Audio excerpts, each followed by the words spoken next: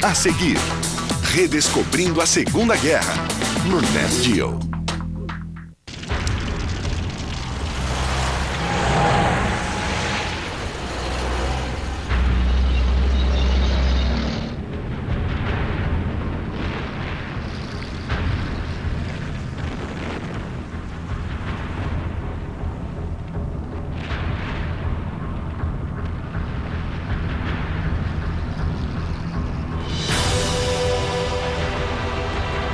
Redescobrindo a Segunda Guerra.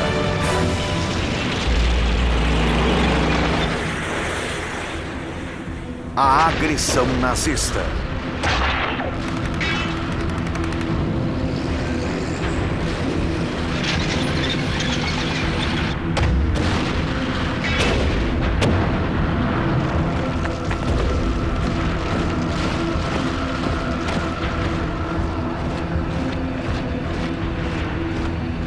Berlim, 1945.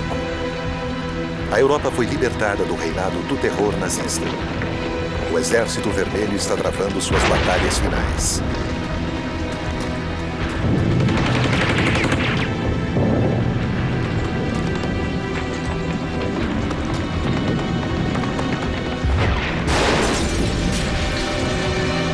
O capitão Yosef Protov, oficial russo, lembra que o ódio era profundo demais, que eles queriam terminar a guerra, aniquilar aquela força que queria matá-los, enfim, acabar com ela de uma vez por todas.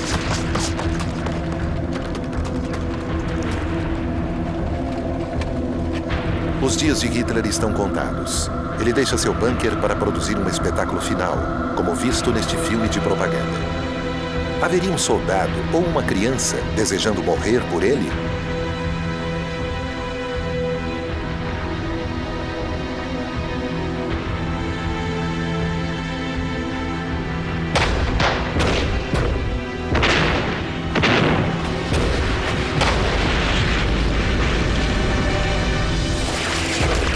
A guerra matou cerca de 50 milhões de pessoas, a maioria civis inocentes. Para as mulheres da Alemanha, a provação continuaria mesmo depois de os canhões silenciarem. O livro, Uma Mulher em Berlim, é um relato profundamente perturbador sobre o estupro de mulheres alemãs pelos russos em 1945.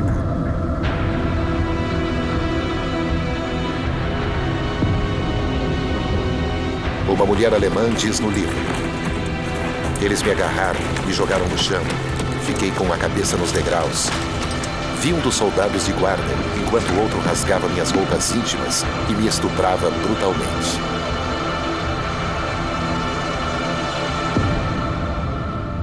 Mas então diríamos, melhor ter um russo em sua barriga do que um americano sobre sua cabeça. Ela se referia aos bombardeiros aliados que deixaram sua cidade em ruínas.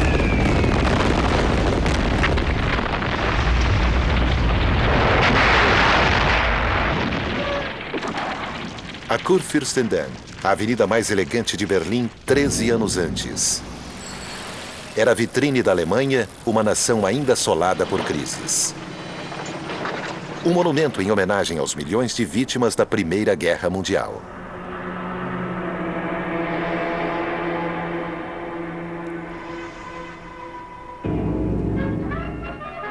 Marlene Dietrich está cantando O Anjo Azul, em Berlim-Alexanderplatz. Thomas Mann está saboreando seu prêmio Nobel de Literatura à sombra das árvores da Avenida Unter den Linden. Berlim é um importante centro cultural da Europa, uma das cidades mais abertas e tolerantes do mundo.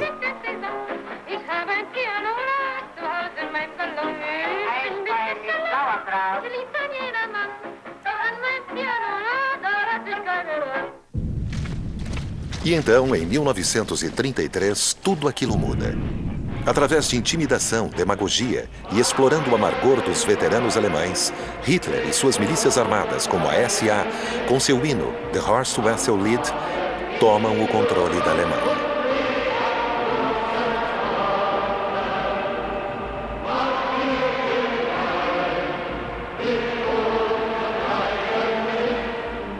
Os nazistas se aproveitam do fato de a esquerda alemã estar dividida e parece até mesmo que Hitler, com sua saudação revolucionária de punho erguido, quer ficar a seu lado. Comunistas alemães obedecem ordens de Moscou, que vê os democratas sociais como verdadeiro inimigo. Nenhuma aliança é possível entre eles. Assim, pela última vez, comunistas alemães cantam a Internacional.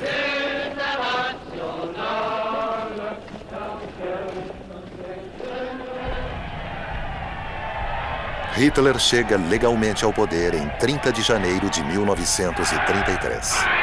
Em poucos meses, sua ditadura está firmemente estabelecida. Ele se torna Die Führer, o líder.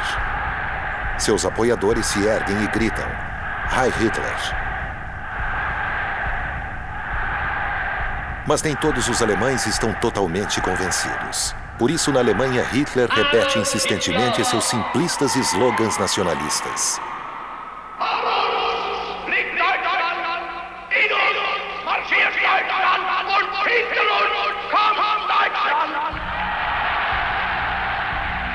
Com esses discursos, Hitler conquista cada vez mais pessoas, pois ele tem um notável poder de persuasão sobre as massas.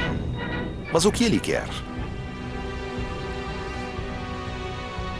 Em seu livro, Mein Kampf, Minha Luta, ele declara claramente o que chama de suas missões. Sendo um dos amargurados veteranos da Primeira Guerra Mundial, sua primeira missão será destruir a França, apagar a humilhação do Tratado de Versalhes de 1919, que despojou a Alemanha de seu exército e de parte de seu território.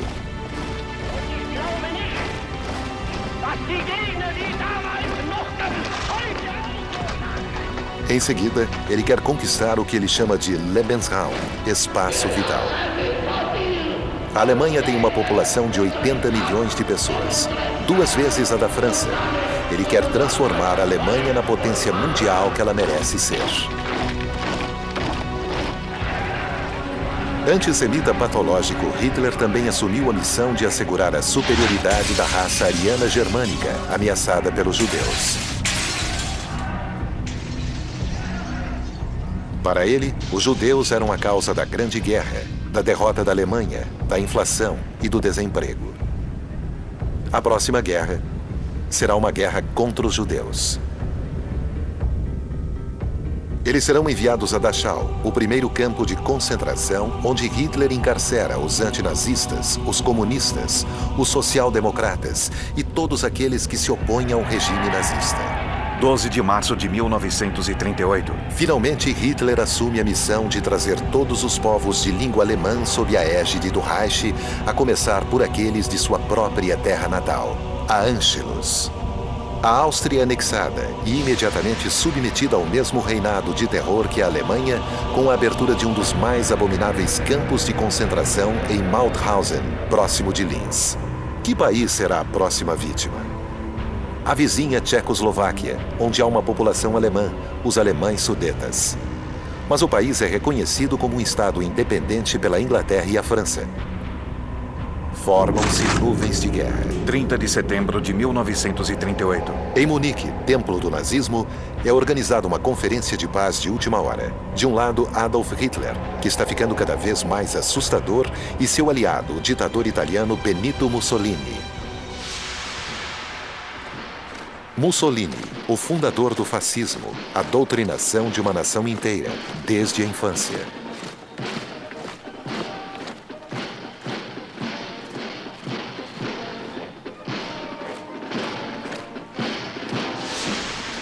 Do outro lado, as democracias ocidentais, vitoriosas, mas exaustas devido à Grande Guerra. Neville Chamberlain, o conservador primeiro-ministro britânico, e Édouard Daladier, o radical socialista e premier francês, querem manter a paz.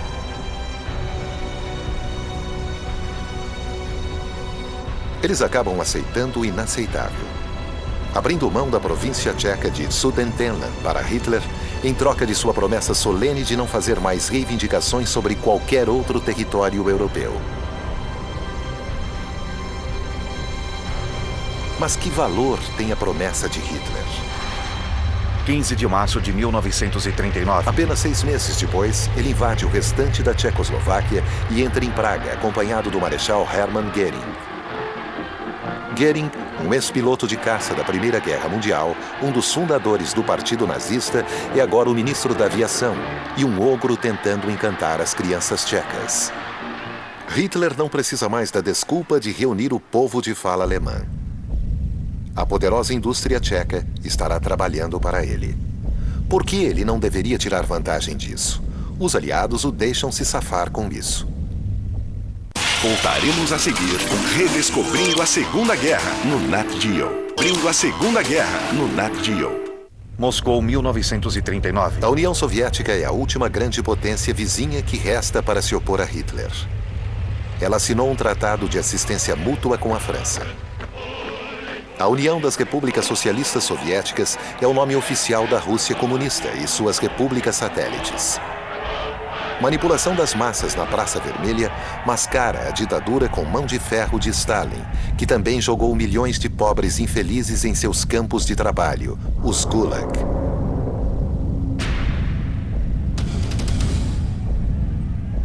A industrialização e a militarização forçada fizeram da União Soviética uma grande potência.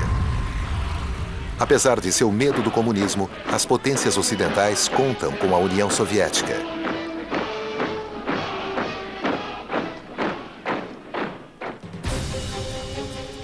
Hitler irá surpreendê-las. No verão de 1939, em seu chalé em Berchtesgaden, com seu ministro do Interior, Joachim von Ribbentrop, ele prepara uma manobra de obstrução. Hitler, que jurou destruir o comunismo, envia a Moscou Ribbentrop, o nazista, para assinar um tratado com seu pior inimigo, que faria história. Quando Molotov, ministro do exterior de Stalin, assina o Pacto Germânico-Soviético, comunistas são tomados completamente de surpresa, como esses membros do Partido Francês. É agosto de 1939 e as pessoas na França estão aproveitando suas primeiras férias pagas, uma das maiores vitórias da Frente Popular Socialista. Quais as razões por trás desse pacto de não agressão? Os soviéticos dizem que Stalin está querendo ganhar tempo, deixando que Hitler e as potências ocidentais matem uns aos outros. Talvez Stalin, que pretende tomar os países do Báltico e parte da Polônia, tenha até a ilusão de que poderia dividir a Europa com Hitler de forma permanente. Em 1936, o Congresso americano havia aprovado a Lei da Neutralidade para evitar que fossem arrastados para uma guerra europeia mais uma vez. Assim, sem nada a temer dos Estados Unidos ou da União Soviética, Hitler decide acabar com o que ele chama de maior monstruosidade do Tratado de Versalhes, o Corredor Danzig.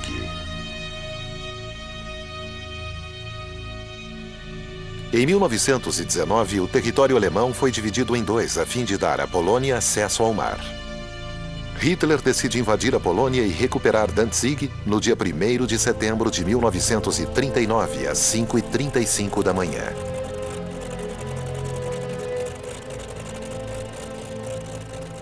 Primeiro de setembro de 1939. O primeiro tiro de canhão da Segunda Guerra Mundial é disparado contra Danzig.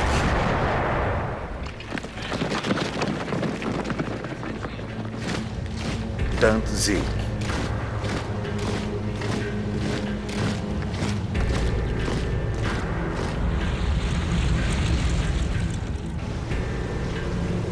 Hitler está convencido de que franceses e britânicos não irão tomar qualquer atitude. Entretanto, os dois governos se reúnem imediatamente e enviam a ele um ultimato, exigindo que ele cesse toda ação militar contra a Polônia. Hitler declara: "Nossos inimigos são pequenos vermes." E acrescenta: "Quem quer se meter em uma guerra mundial por Danzig?" 3 de setembro de 1939. Às 11 da manhã, o embaixador da Grã-Bretanha em Berlim entrega uma declaração de guerra. Às 5 da tarde, a França declara guerra contra a Alemanha. Hitler mal pode acreditar. Generais alemães estão diante do pior dos cenários: guerra em duas frentes. Mas a sorte está lançada. Hitler envia a Wehrmacht, as forças armadas da Alemanha nazista, para a Polônia.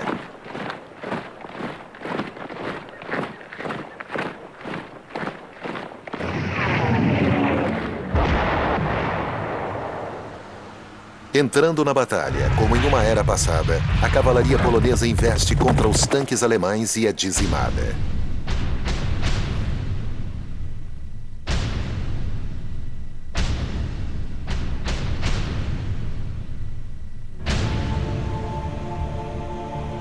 França, 3 de setembro de 1939. Paris. Estação de trem Gare de l'Est. Muitos desses homens saltaram dessas mesmas plataformas 25 anos atrás em uma atmosfera completamente diferente. Em agosto de 1914, eles marcharam confiantes para a guerra com flores em seus rifles. Mas desta vez não há flores. E não há rifles.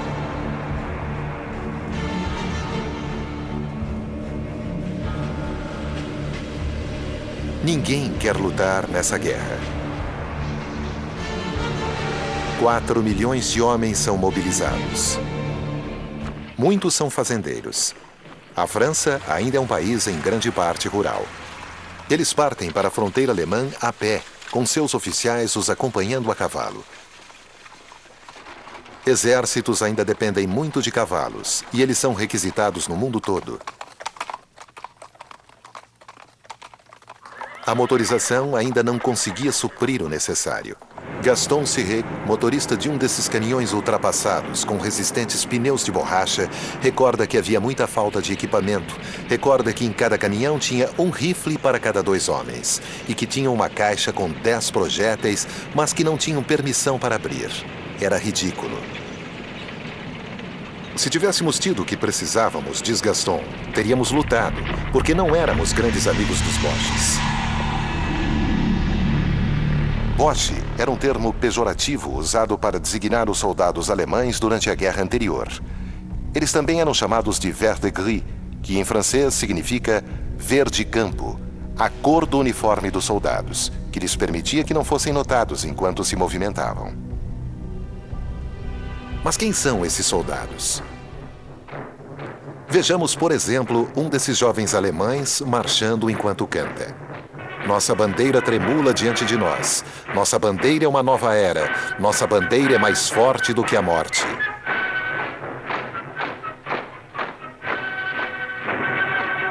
Seu nome é August von Kaganeck e escreveu: Eu achava que a carreira militar era a escolha correta. Meus pais também pensavam assim. Meu pai dizia: pelo menos ali, você ainda pode abrir sua boca e dizer o que quer, e não tem que fazer aquela saudação nazista. Em setembro de 1939, August von Kaganeck ainda está treinando para se tornar comandante de tanque.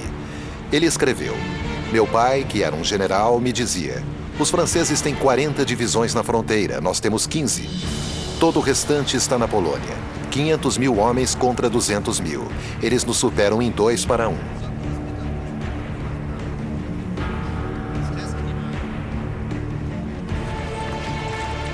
Forças francesas atacam em 7 de setembro de 1939, 4 dias depois de declararem guerra.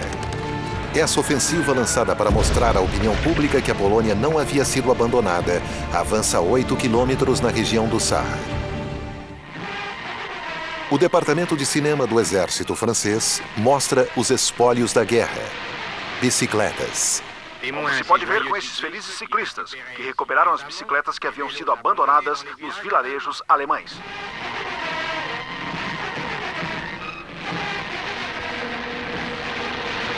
A ofensiva do Sarre para ali e se degenera em uma série de escaramuças. Ataques por comandos de elite liderados pelo herói Joseph Darnan, que recebe a menção na ordem do dia de primeiro soldado da França.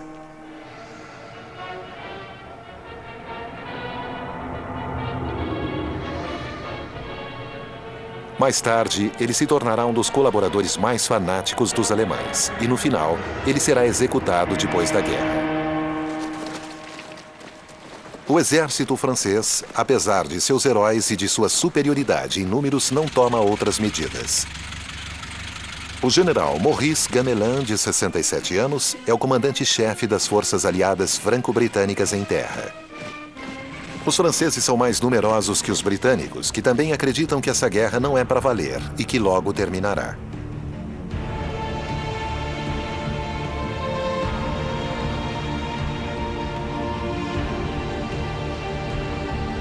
O próprio Gamelin não deseja lutar novamente a guerra de 1914.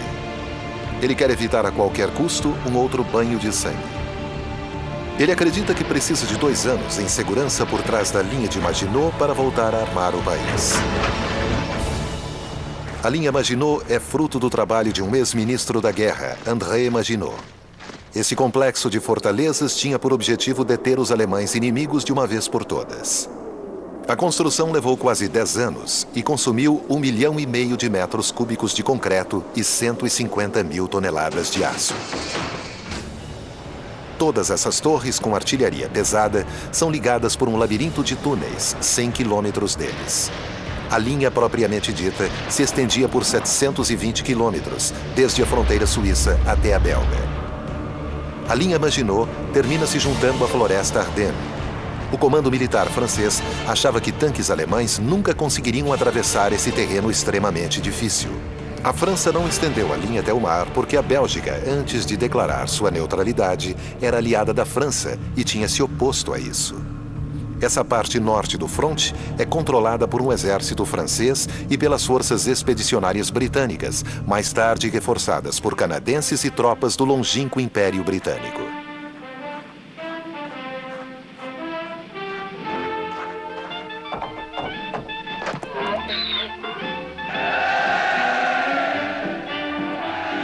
Na Grã-Bretanha, uma música popular na época era The Washing on the Siegfried Line. We're gonna hang out the washing on the Siegfried Line.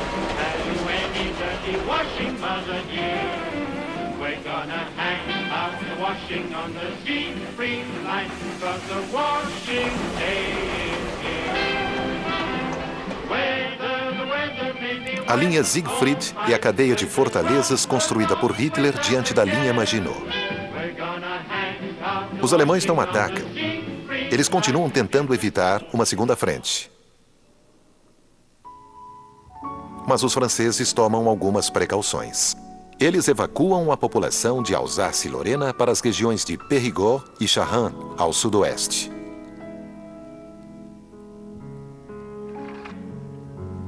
Estrasburgo, uma cidade fantasma, abandonada por sua população, vazia, especialmente sem viva alma nas sinagogas.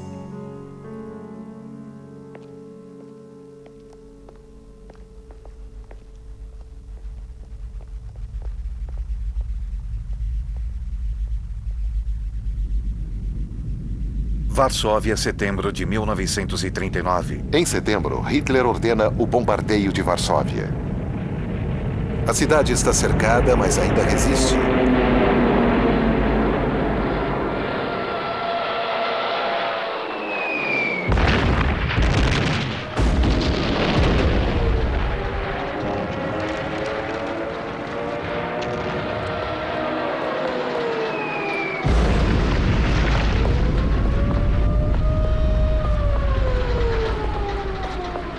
O Führer quer incutir terror nos corações e nas mentes, não apenas dos poloneses, mas também dos franceses e britânicos.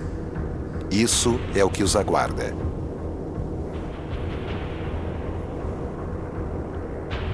Nova York, setembro de 1939. O mundo está horrorizado. Em Nova York, o bombardeio de Varsóvia está nos luminosos em Times Square e nas primeiras páginas de todos os jornais. Franklin D. Roosevelt, presidente dos Estados Unidos, dirige-se à nação. This nation will remain a neutral nation, but I cannot ask that every American remain neutral in thought as well. Even a neutral has a right to take account of facts. Even a neutral cannot be asked to close his mind or to close his conscience. O bombardeio de Varsóvia mostra o quanto as cidades são vulneráveis. Paris começa a proteger seus monumentos e esconde nas províncias as obras de arte de seus museus. Inúmeros abrigos antiaéreos são construídos em Champ-de-Mars e na base da Torre Eiffel, e há frequentes exercícios de ataque aéreo.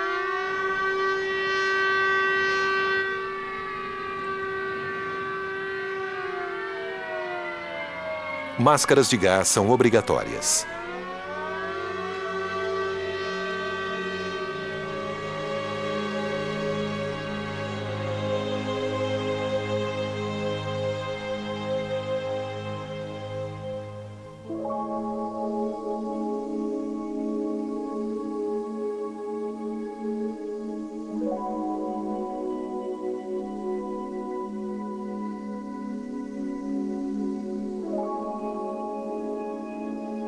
Gases tóxicos eram usados na Primeira Guerra Mundial e agora todos têm medo deles, até mesmo os cavalos.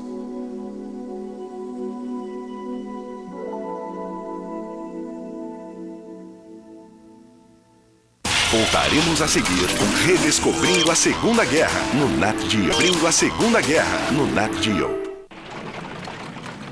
Enquanto isso, a Polônia está sendo impiedosamente dividida.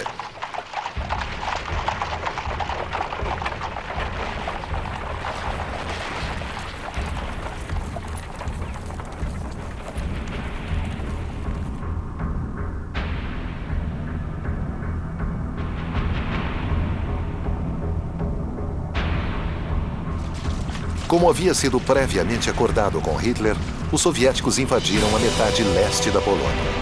Aqui, soldados alemães e soviéticos se confraternizam, uma visão incongruente para dizer o mínimo. Os nazistas distribuem folhetos que dizem: o exército alemão saúda o exército vermelho de trabalhadores e fazendeiros, pelo qual sempre tiveram o maior respeito. O exército polonês se rende aos alemães e, no leste, aos soviéticos.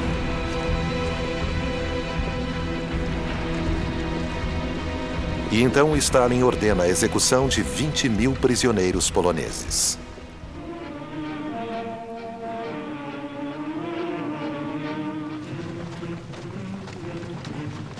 Ele quer eliminar a elite desse país que pretende anexar. 4.500 oficiais poloneses são executados com uma bala na cabeça na floresta de Katyn, próximo a Smolensk, na Rússia. 2 anos depois, no Kremlin, Stalin se encontra com o chefe do governo polonês no exílio, General Sikorski, que lhe entrega uma lista de oficiais poloneses desaparecidos.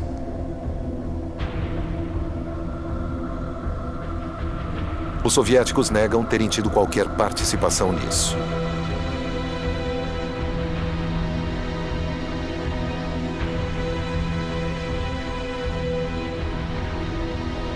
Em 1992, o presidente da Rússia pós-soviética, Boris Yeltsin, irá apresentar ao presidente da Polônia, Lech Walesa, a ordem original de execução assinada pelo próprio Stalin.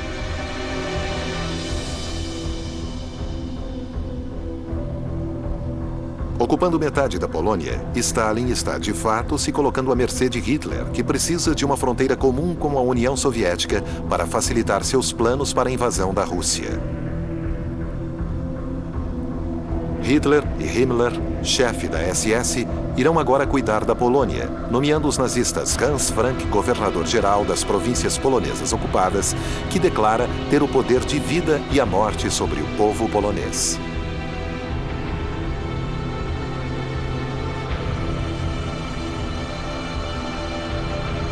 Depois da guerra, ele será julgado em Nuremberg e enforcado por crimes contra a humanidade.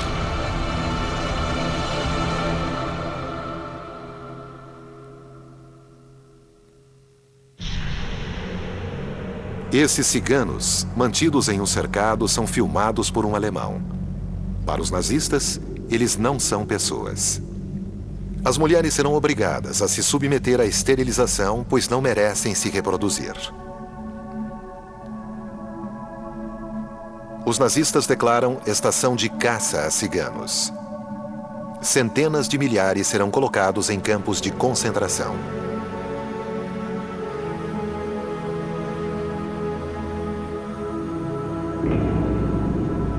Começa a provação do povo judeu. Agora, os nazistas têm 3 milhões de judeus poloneses à sua mercê.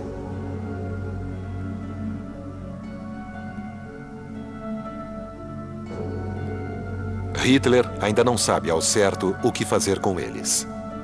Enquanto a guerra está seguindo a seu favor, ele considera deportá-los para o leste ou até mesmo enviá-los de navio para Madagascar.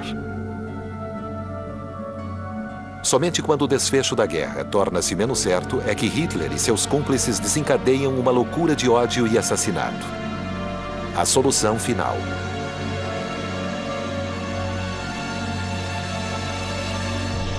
Por enquanto, os judeus têm de ser identificados, marcados com uma estrela amarela e agrupados em guetos, alguns dos quais completamente murados.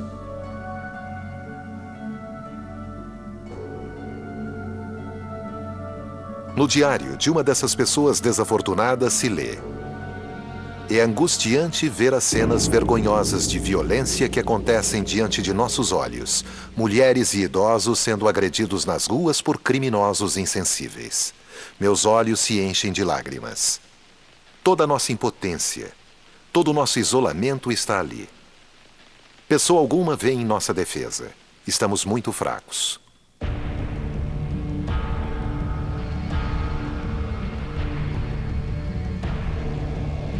Gueto de Lodz. Todas as grandes cidades da Polônia terão suas prisões gueto, onde judeus alemães, austríacos e tchecos também serão presos. Os judeus aqui se sentem confiantes de que talvez um dia eles possam voltar para suas casas. Eles não sabem que vão morrer de fome e de frio. Eles não sabem que o Shoah está prestes a começar. Habitado por judeus. Entrada proibida.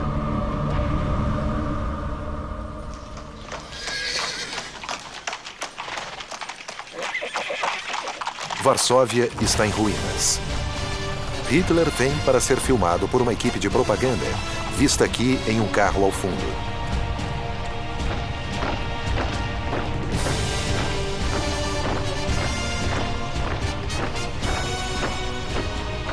Esses vitoriosos soldados alemães marcham a passo de ganso ao som da marcha dos granadeiros, mas eles não foram muito eficientes durante a campanha polonesa.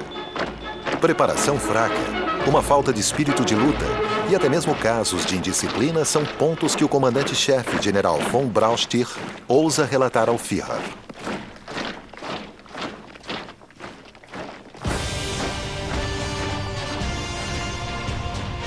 Hitler fica furioso, mas ele é imune à dúvida e ordena que seja preparado o ataque do Oeste, um ataque aos Países Baixos, Bélgica e França. Alguns de seus generais acham loucura. Alguns deles começam a arquitetar um plano para derrubar o Führer. Esse é o momento crucial. O curso da história está na balança. 8 de novembro de 1939. Hitler escapa por pouco de uma tentativa de assassinato. É como se ele desfrutasse de algum tipo de proteção divina. Ao comparecer ao funeral das vítimas, ele já não é mais o mesmo homem. Seu poder sobre o exército e sobre o povo alemão ficou ainda maior.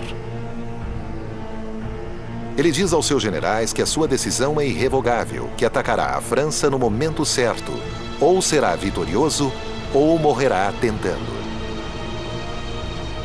Mas Hitler ainda não tem certeza sobre atacar o Oeste, pois ele diz também que a guerra é como abrir a porta de um cômodo escuro, que nunca se sabe o que vai acontecer.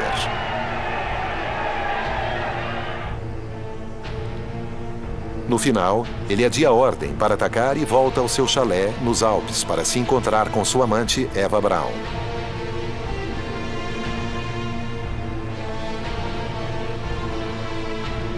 Ela fez esse filme no séquito de Hitler, do arquiteto do Reich Albert Speer, que faz longas caminhadas com Hitler. Speer recorda que Hitler queria rebatizar Berlim como Germânia e que já tinha uma maquete da futura praça Adolf Hitler, com um domo inspirado pela Basílica de São Pedro, em Roma, mas 17 vezes maior. Speer diz então a Hitler que aquilo seria um alvo ideal para bombardeiros. Hitler respondeu: absolutamente. Goering havia lhe assegurado que nenhum avião inimigo iria voar sobre o Reich. De seu alojamento, o futuro oficial alemão August von Kageneck escreve para a mãe: estamos todos ansiosos para lutar. Estamos prontos para a batalha. E sua mãe responde: essa guerra é um crime e teremos que pagar por isso.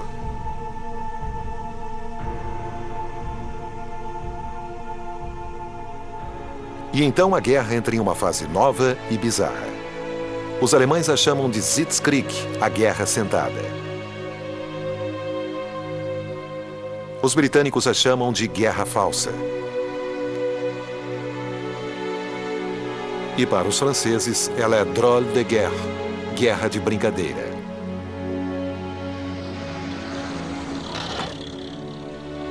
Um período de espera longo e estranho. Especialmente difícil para as mulheres. Para elas não existe apenas a angústia da guerra, mas também a preocupação com a sobrevivência de suas famílias.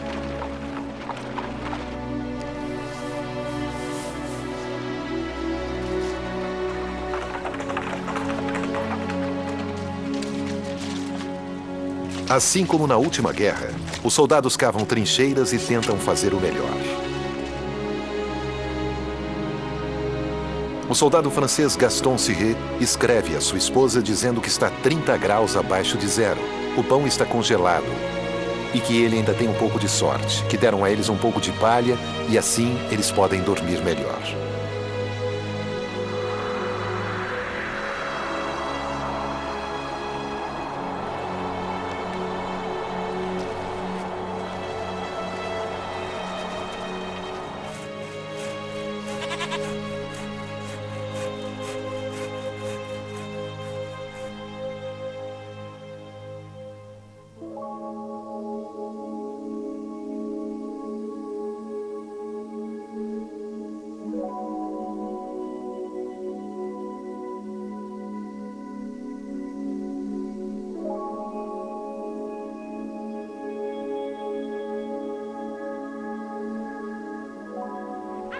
Josephine Baker.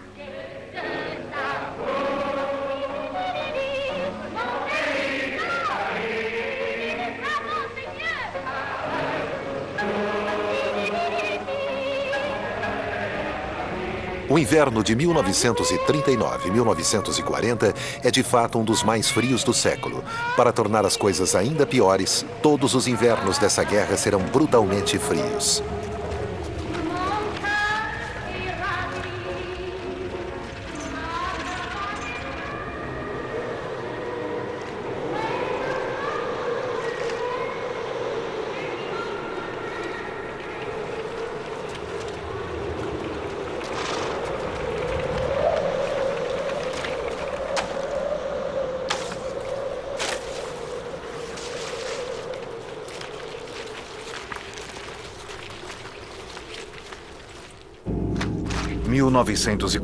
O comandante-chefe, general Gamelin, está esperando que os alemães ataquem pela Bélgica e se movimentem em direção a Paris através dessa planície aberta, como em 1914.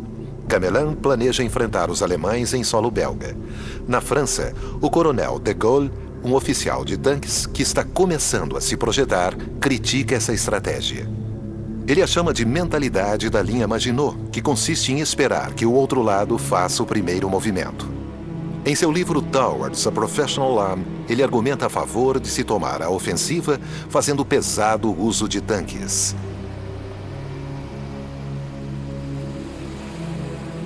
A França está fabricando 300 tanques por mês, mas eles estão sendo dispersados em todos os sentidos para dar apoio à infantaria.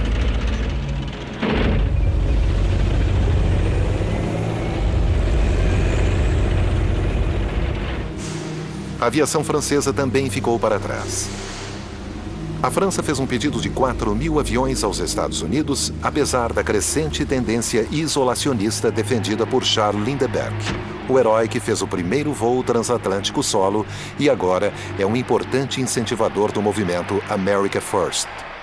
If you believe in an independent destiny for America, if you believe that this country should not enter the war in Europe, We ask you to join the America First Committee in its stand.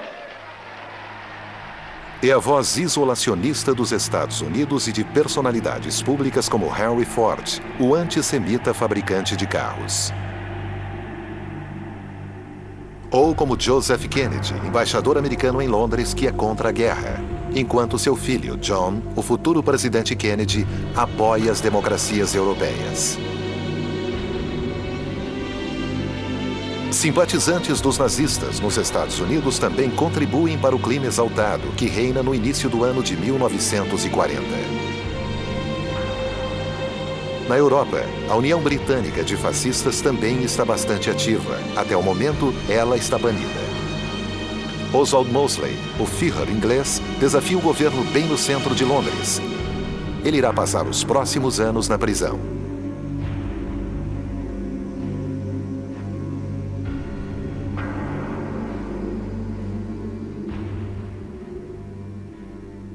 Os discursos de Oswald Mosley incitam as pessoas a irem para as ruas e impedirem a guerra. Mas Winston Churchill assumiu as rédeas do governo britânico. Aqui ele é visto com o general francês Gamelin e o almirante Darlan, que estavam em visita oficial a Londres. Voltaremos a seguir com Redescobrindo a Segunda Guerra no Nat Geo. Descobrindo a Segunda Guerra no Nat Geo. Um corpo expedicionário franco-britânico é formado para ajudar a Finlândia, que foi invadida pela União Soviética. Março de 1940. A França está se preparando para enviar seus soldados de elite, a Legião Estrangeira Francesa. A Legião Estrangeira, durante um século, vem recebendo os rejeitados do mundo, não importando seu passado, desde que ele não seja muito sombrio.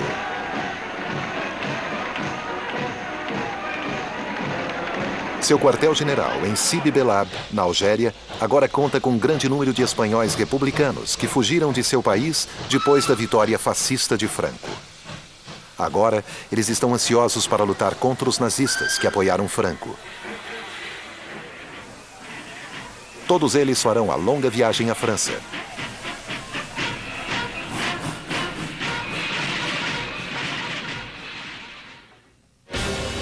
Os legionários embarcam em Brest, juntamente com os bem equipados caçadores alpinos, uma infantaria de montanha treinada para combater na neve. Mas a Finlândia e a União Soviética, em 9 de abril de 1940, assinam um tratado de paz. Poucos dias depois, Hitler lança uma ofensiva contra a Dinamarca e a Noruega. A Blitzkrieg, a Guerra Relâmpago. A Wehrmacht toma Oslo em 2 dias. Hitler tenta proteger a Rota do Ferro. O ferro é indispensável para o esforço de guerra alemão, e 50% de seu minério de ferro sueco é embarcado pelo porto da Noruega de Narvik.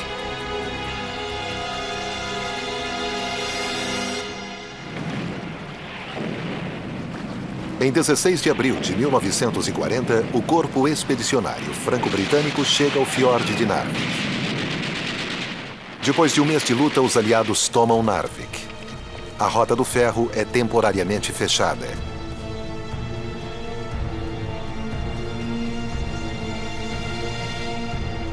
Essa vitória é boa para o moral francês e dá credibilidade a seu lema: venceremos por sermos os mais fortes. Mas o corpo expedicionário terá de abandonar Narvik. E pelo restante da guerra, um carregamento de trem atrás do outro com minério de ferro sueco alimentará a máquina de guerra alemã. Os franceses são trazidos de volta para casa, pois os alemães acabaram de lançar sua ofensiva no Ocidente. Em 9 de maio de 1940, Hitler deixa Berlim em seu trem particular, chamado América, em direção oeste, para o novo quartel-general próximo da fronteira francesa. Hitler anuncia que a ofensiva apenas havia começado.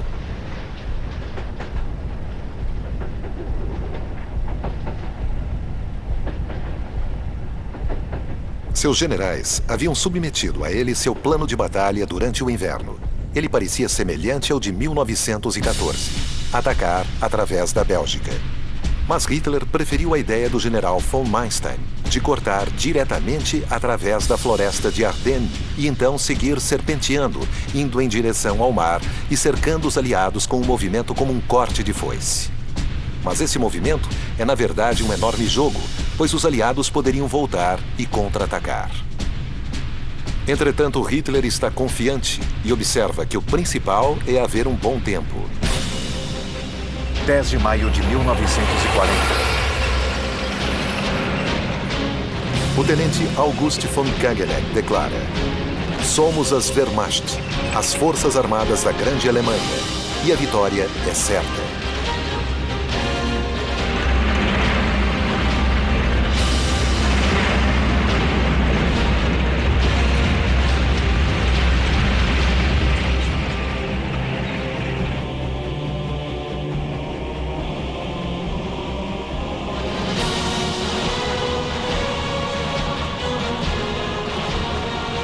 Para os soldados alemães, sua terra natal está em perigo. Afinal, foram os franceses que declararam guerra contra a Alemanha. Durante a madrugada de 10 de maio de 1940, paraquedistas alemães saltam sobre a Holanda. Sua missão é tomar pistas de aterrissagem e pontes por toda Rotterdam. Ao mesmo tempo, Hitler lança sua máquina de guerra contra a Bélgica.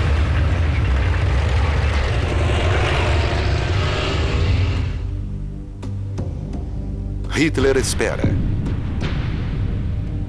Será que os aliados cairão na armadilha? Próximo episódio: A Guerra Relâmpago. Versão Marshmallow São Paulo.